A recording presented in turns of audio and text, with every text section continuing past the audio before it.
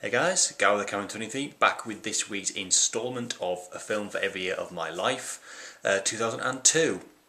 Now we're getting well into the swing of things in the new millennium now. So first up, as always, I've got my honourable mentions which I've written down here. Honourable mentions go to Jason X, the Friday the 13th film. I don't know, it's just kind of a guilty horror pleasure of mine. Spider-Man, the first Sam Raimi film. Really good superhero film. To be honest, that was probably my kind of number 2 or 3 film I would have gone for, but number 1 kind of bumped it off. Insomnia, the Chris Nolan film, possibly my favourite Nolan film. Obviously great, Robin Williams, Al Pacino, Hilary Swank. Signs, the M. Night Shyamalan film. One of his, well, good films to be quite honest, but one of his best films. 1 Hour Photo, starring Robin Williams. Again, that was probably my kind of top 5, but again, number 1 just kind of bumped it off for me. Jackass the movie, the first one, great spin-off of the TV show.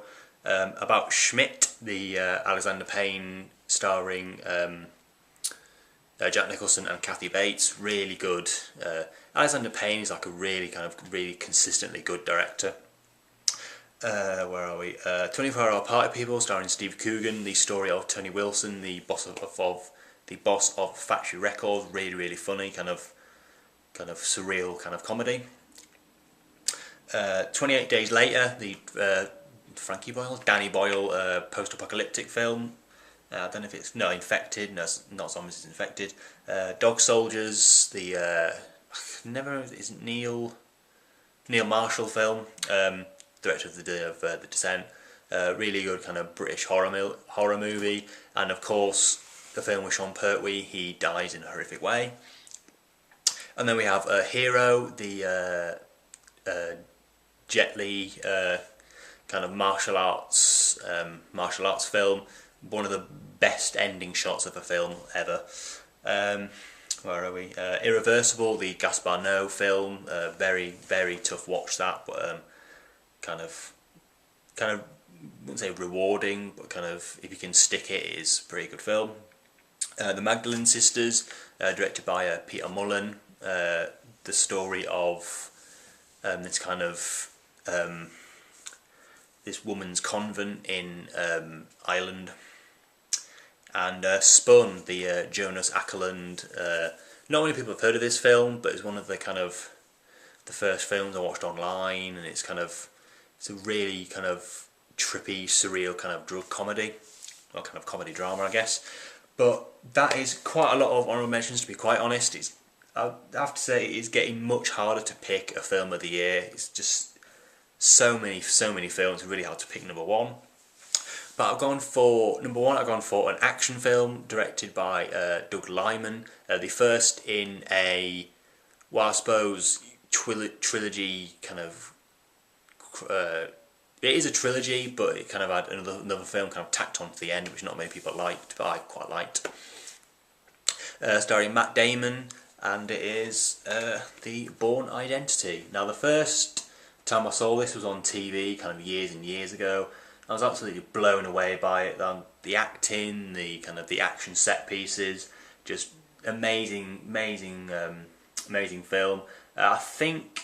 For me, I think Paul Greengrass, who directed the other 2 films, he has more of a kind of kinetic directing style, kind of lots of kind of POV, kind of shaky cam car chases.